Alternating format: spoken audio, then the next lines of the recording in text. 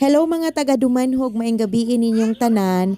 Naalang ko ipadungog ninyo ha. Kuha ni siya CCTV sa amuang warehouse. Kinaaman gud mi silingan diri sa amua nga usa ka bata nanugway og kanding atong January 5, 2026 karon pa lang yung tuiga diha sa may atubangan. Naamang gud mi gamay nga talisay diha.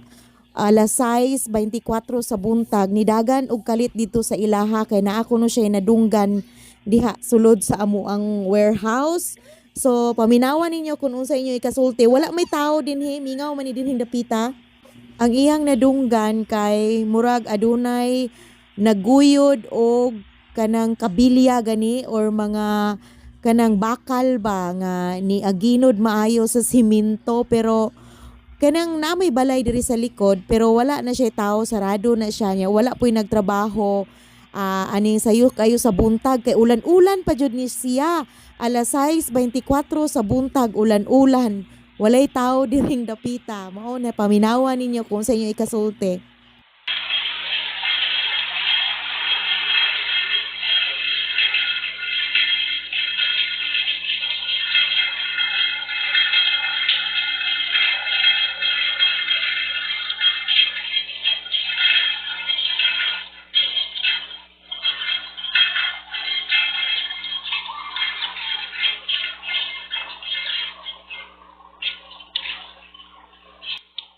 So nakadungog mo ato guys. Ako raman gud nang gikat ang video kay pulti maning pagkataasa god.